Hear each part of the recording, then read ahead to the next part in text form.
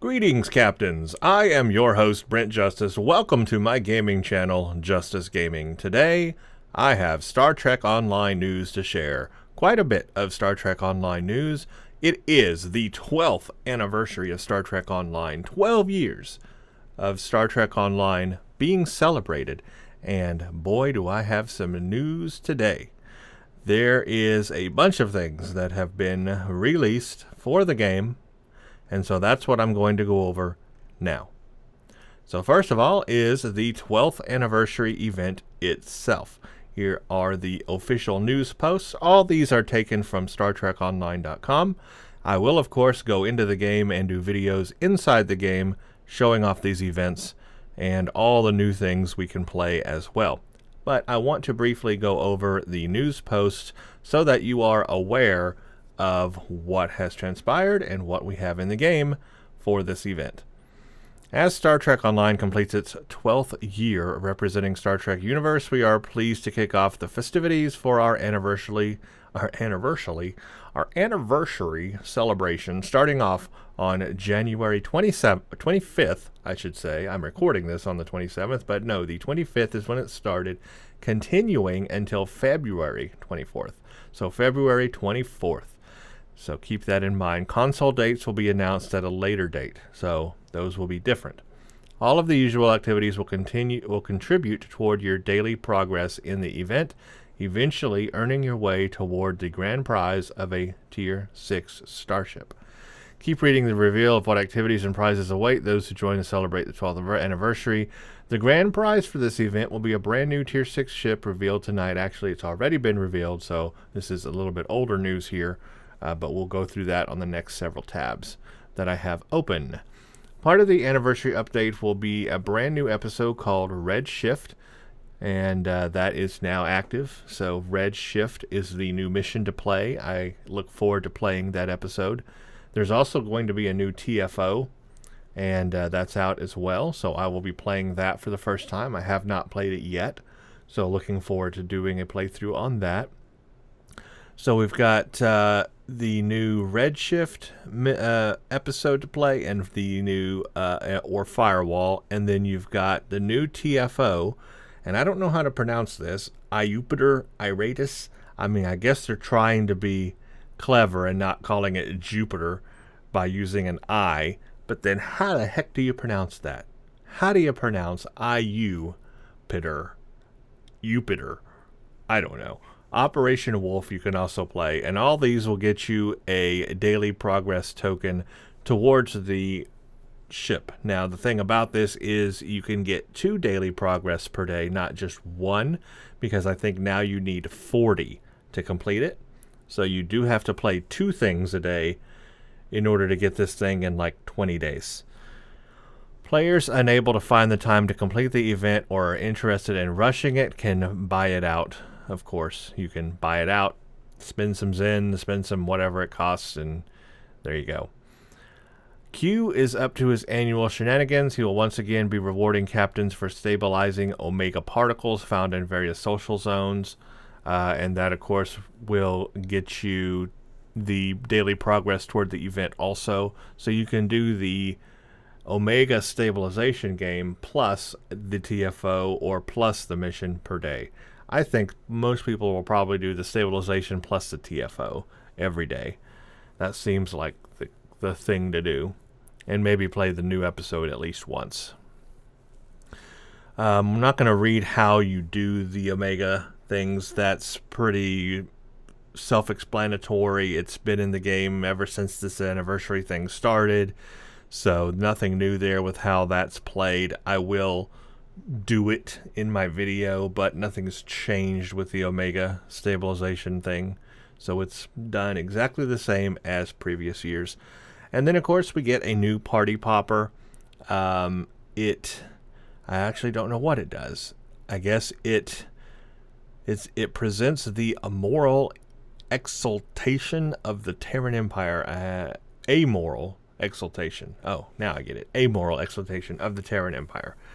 So I look forward to getting that and seeing what that looks like, and I will do that in the game as well. So basically, 12th anniversary event. It's here. Go do it. There's things to do. But let's go look at the things you can do. So one of them is the new TFO here called Jupiter, Iratus, however you pronounce it. I'm not going to go over the story background. Basically, the mirror universe's thirst for Federation data leads them to the science station orbiting Jupiter.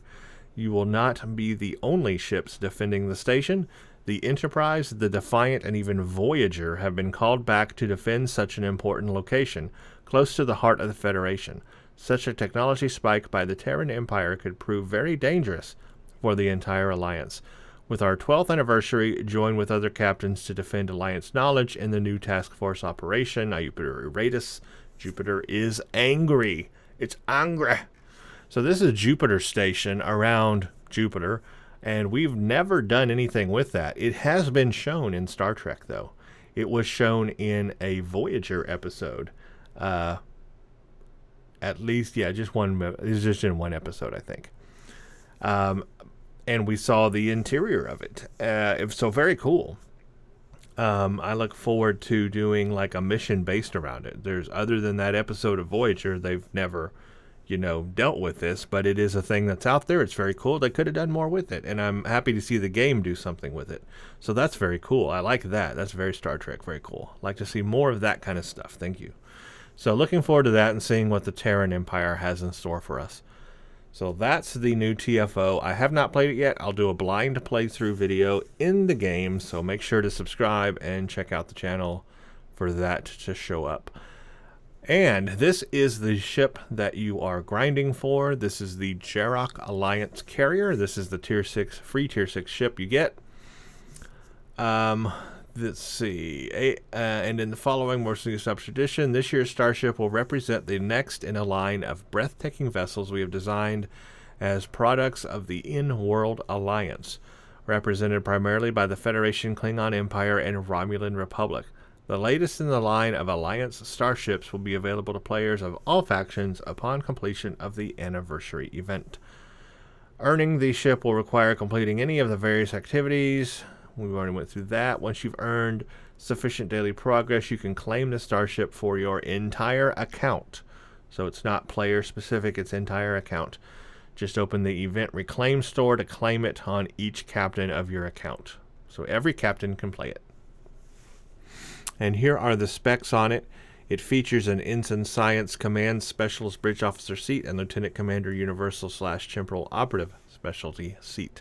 So we have Tier 6, Faction Any, must complete the tutorial, Hull Modifier 1.2, Shield Modifier 1.45, 3 forward weapons, 3 aft, 1 Lieutenant Tactical, 1 Lieutenant Commander Engineering, 1 Ensign Science / 1 Command, 1 Commander Science / 1 Lieutenant Commander Universal, Temporal Operative.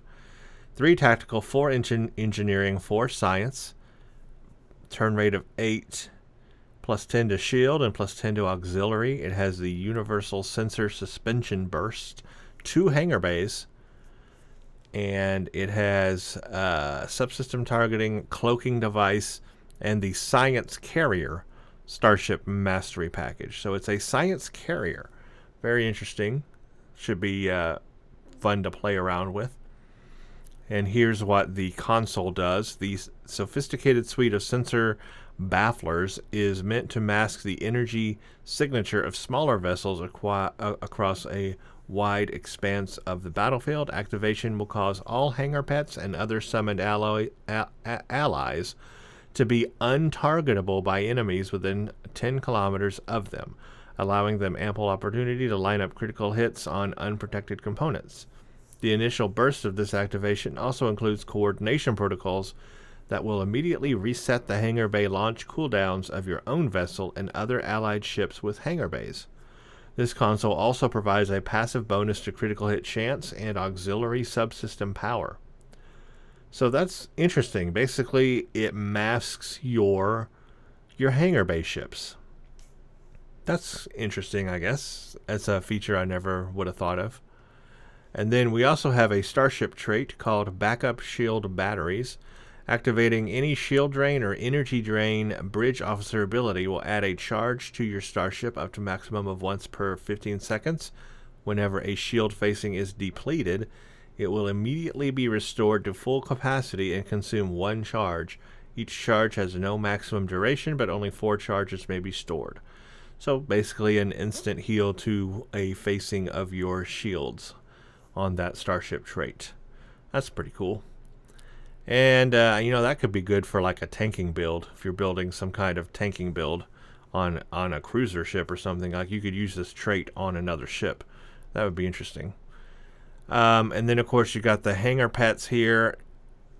These agile vessels are designed to work in small strike groups, designed primarily for focused takedowns of high-value targets.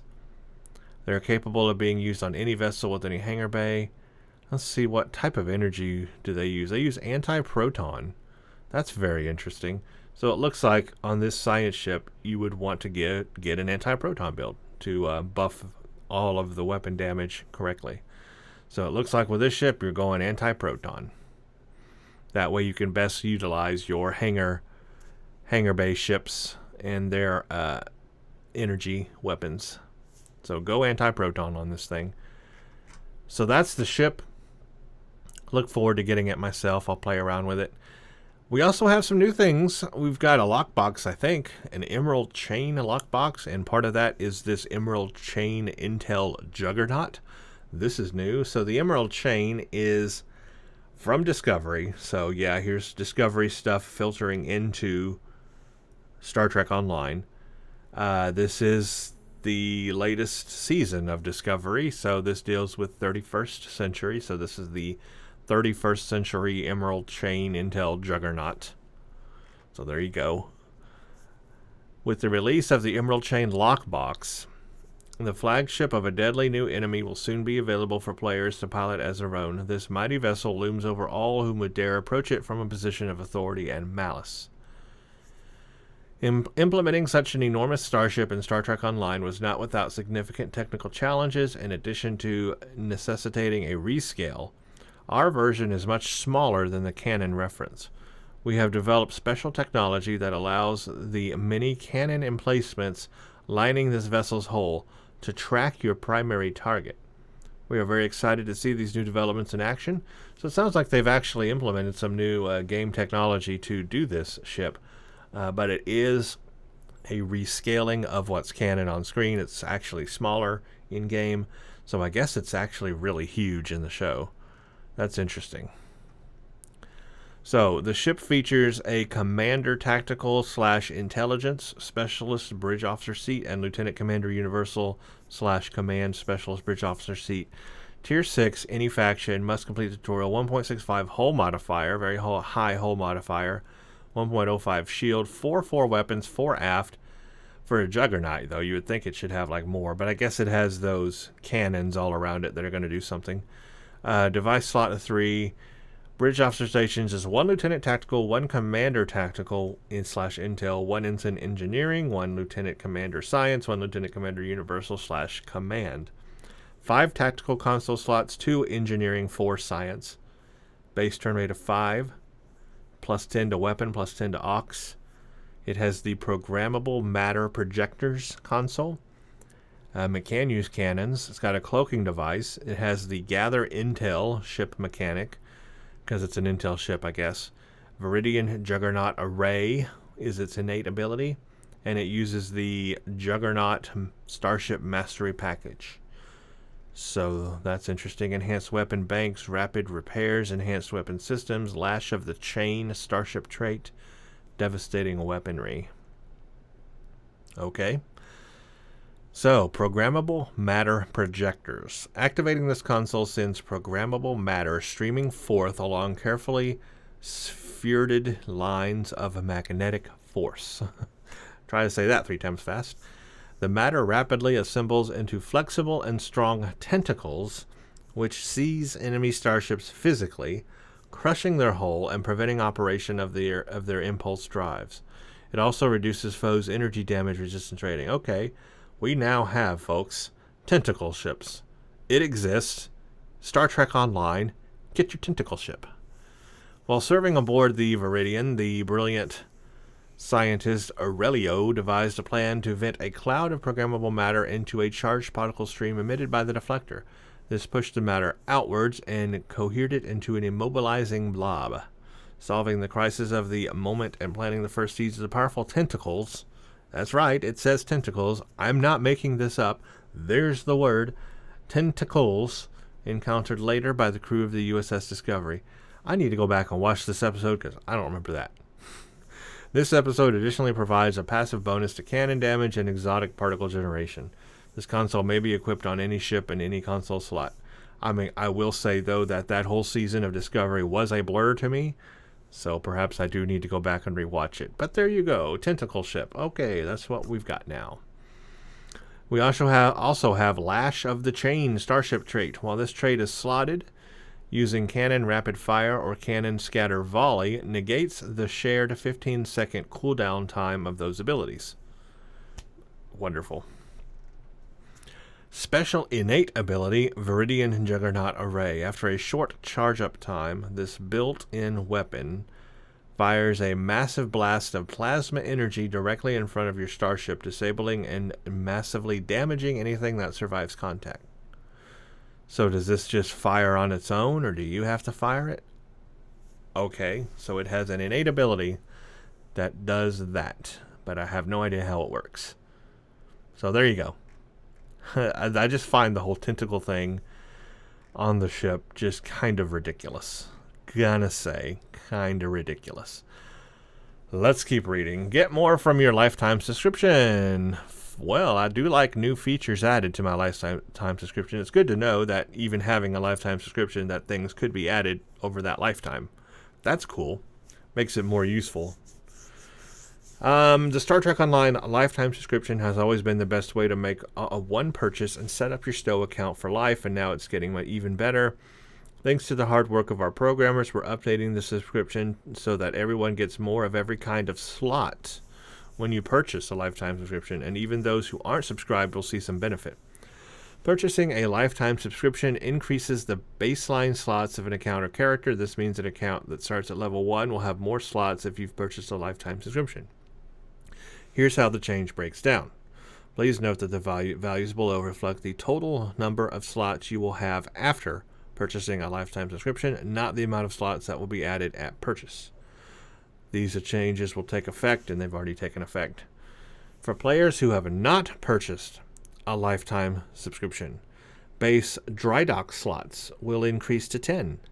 Base shared bank slots will increase to 20. This means you'll be able to access the shared bank without purchasing anything. For current and future lifetime purchasers, base character slots will increase to 13. Base dry dock slots will increase to 15. Base shared bank slots will increase to 40. Base inventory slots will increase to 144. Base bank slots will increase to 204. Base bridge officer slots will increase to 12 at level 10 and 16 at level 65. Base active ship slots will increase to 6 at level 10 and 15 at level 65. Base costume slots will increase to 4 at level 0 and 6 at level 65. So here's a quick FAQ on all these. Will they affect users who previously purchased? Yes, previous lifetime subscribers will see their slots increase to the new baseline, with no action necessary on their part. Nice. How many slots am I getting exactly if I purchase a lifetime subscription right now?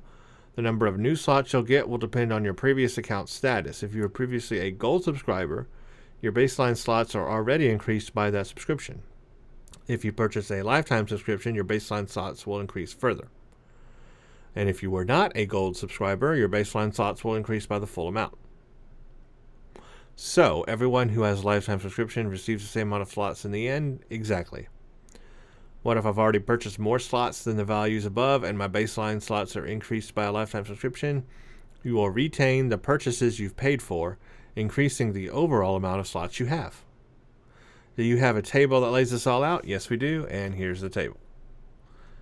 So there you go. You can look over that or go to the web page here to look at what that looks like. Basically, more slots. Hooray. I like it. I'm in it. I'm in for it. I need them anyway. There's one feature that I wish they would implement that I have been saying they've been needing to implement for a long time and they never have, and that to me would be tabs. We need a tabbed inventory, especially in our personal banks. We need a tabbed personal bank. This would allow me to organize my stuff better. I could have tabs for different builds. Like, okay, I've got a cruiser, disruptor build. Okay, now I've got, like a science whatever build. Or I've got a who knows what build, and just on and on and on.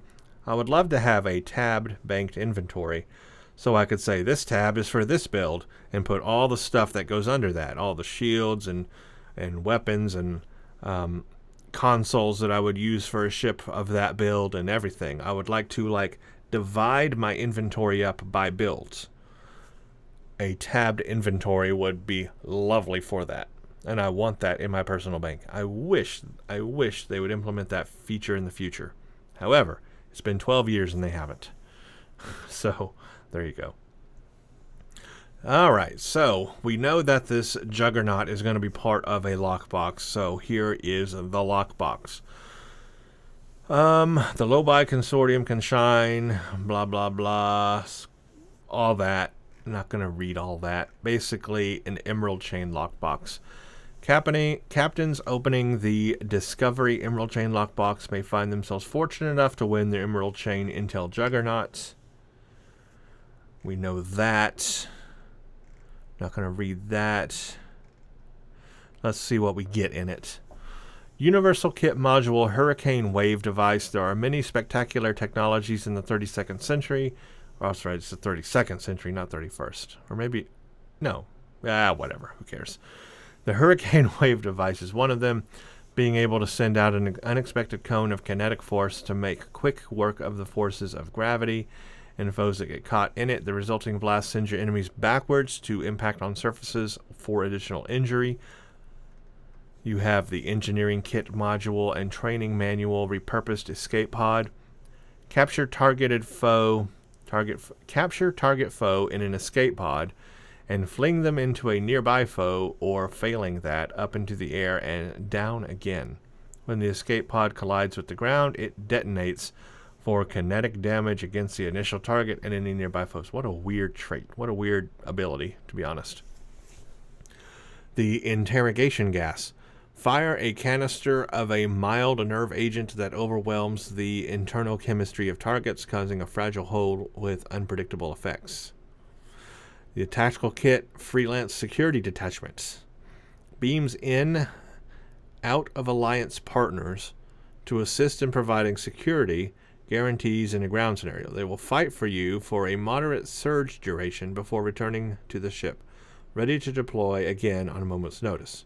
Lower rank versions of the power beam in fewer people, while the Tactical Kit module can deploy up to 4 security team members. Alright, so more security team, basically. Wins Raider HUD kit frame.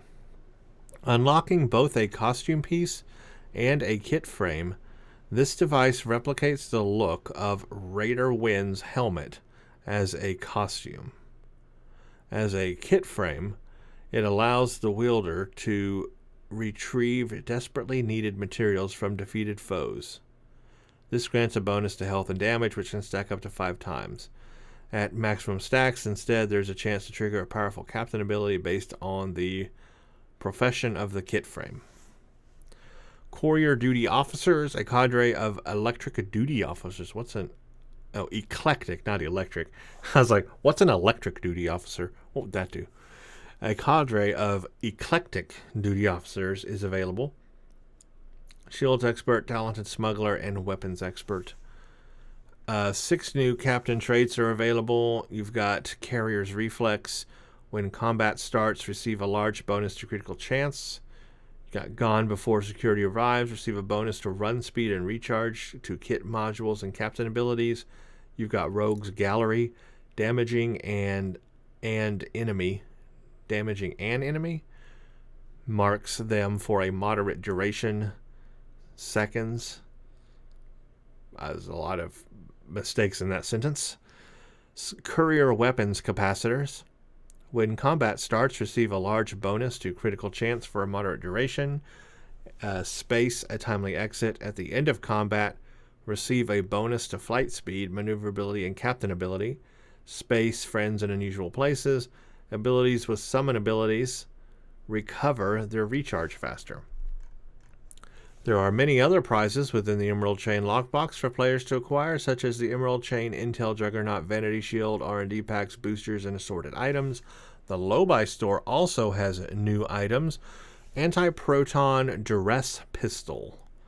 This sinister weapon deals significant anti-proton damage and has a chance to overload the neural net of its target, causing confusion in foes. The secondary fire is Channeled Beam as long as the trigger is held down. The beam holds and damages the foe, though this initially doesn't work against larger foes and does have a maximum duration. If the beam is held long enough, the foe will be confused after their release, and even larger foes may be held in such cases.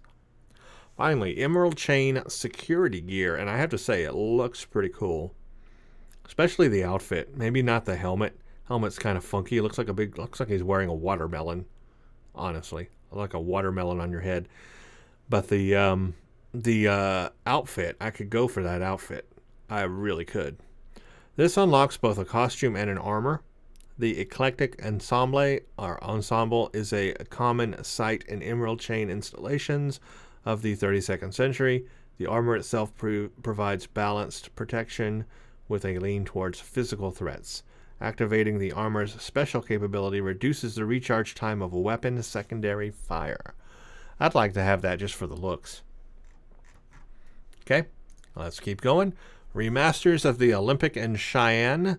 With the launch of the 12th anniversary, remasters of 2 or more canon ships seen in Star Trek Next Generation. These 2 ships are the Cheyenne-class cruiser, originally seen in the Best of Both Worlds Part 2, and the Olympic-class science vessel, which appeared in the alternate future of TNG's final episode, All Good Things.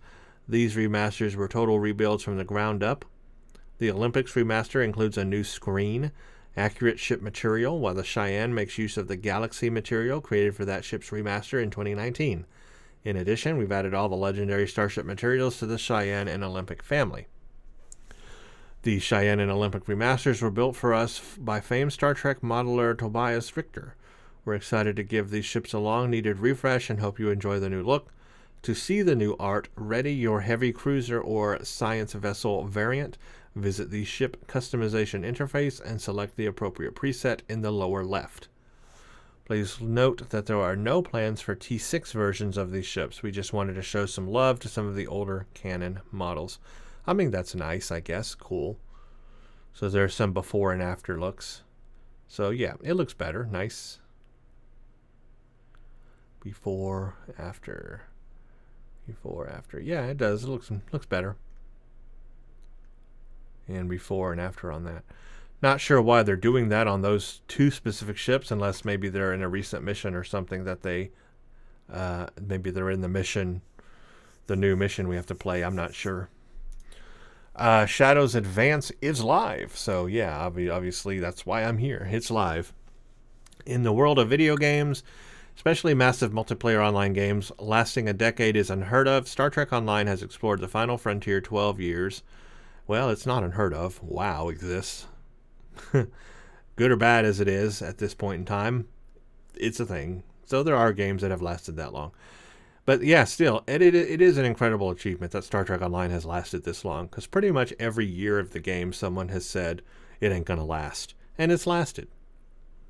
It's an incredible number that could never have happened without you, the captains who play our game, bringing the Star Trek universe to life in a way no other piece of Trek media can. We're so grateful that you have and continue to take this ride with us, whether you've been here since beta or your first day playing was today. Hey, and I was here since beta, so yes, thank you. It's been a long ride, and I'm still enjoying it. And speaking of today, we're marking our anniversary with a drop of brand new content, starting with the most exciting guest stars we've ever had. Kate Mulgrew returns to the role she defined, Catherine Janeway, the first woman to captain a starship as the lead of her own show. For 7 years, Janeway guided the crew of Voyager on their desperate search for a way home. But what has she been doing in the year 2411? You'll find her in our brand new episode, Red Shift. Alongside Star Trek favorites Mary Wiseman and Chase Masterson, the Terran Empire has attacked Jupiter Station. But why? What do they want? Janeway has also been retroactively added to the Delta Quadrant missions that feature most of the rest of the cast of Star Trek Voyager. You'll find the Admiral directing you on missions throughout that entire story arc. Now, that's awesome, because when they did the Delta Quadrant mission thing, when they released that whole thing, they had a lot of Voyager actors in there, but Janeway's was not one of them. And I am so happy that now she is. That really makes, when you go play the Delta Quadrant storyline missions in this game, really go play it. It's a lot of fun. It brings you back to those Voyager episodes you watched on TV. It really does. And with the cast actually speaking their parts, it makes it feel real. You cannot get that in any other game. That's here in Star Trek Online. As campy as the game is, and as many problems as the game has, that storyline is incredible for a free-to-play game. Remember, you don't have to pay a dime to get that story content. You don't, and it's there for free. So I just want to put that out there. That's pretty cool. You'll be able to explore Jupiter Station yourself in Redshift or defend it in a space brand new task force operations, Jupiter Hiatus.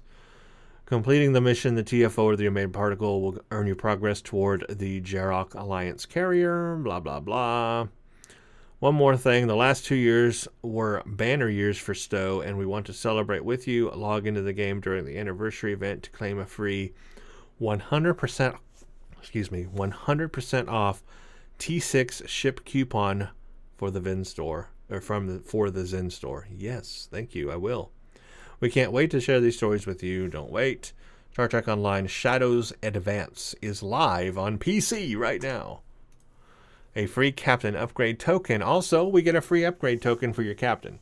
As we stare into the mirror, hoping to see our future, one thing is clear. Star Trek Online's 12th anniversary is fast approaching. That's an insane number for any video game, and to say thank you for all your continued support. We're following our annual tradition and doing 6 days of giveaways starting January 20th. There will be a new giveaway every day until the 26th. Well, that's over. I missed that news. Sorry, guys. I missed the news on that. So every day they had something free. I did grab the free upgrade token, but I think I missed the other ones. That's a shame. But anyway, you can still get the 100% off T6 ship coupon for the Zen store. So that's nice. That's nice. So there you go, everybody. Shadows Advance in Star Trek Online right now. A new mission to play called Redshift. A new TFO to play. The Omega Stabilization Particle. The grinding to get a Tier 6 Alliance ship. A new Emerald Chain lockbox with a Juggernaut Emerald Chain ship from Discovery, some new weapons, some new ground kits and stuff, new abilities, new traits, that cool costume, all kinds of stuff here for the 12th anniversary, and Kate Mulgrew back voicing Catherine Janeway. That is awesome to see. So I look forward to... Why does it look like in this image that she is Borgified? Is Janeway the 7 of 9 in the Terran universe? Look at that picture. Look at that picture right there. She's got the Borg implant and a Borg implant. And the exact same ones that 7 of 9 has. Is it a reverse role? In the Terran Empire, she is the 7 of 9. She was the Borg. And 7 of 9 was the Janeway. Or something. Wow. That's interesting. Now I really look forward to playing that mission. I can't wait to get in and play that.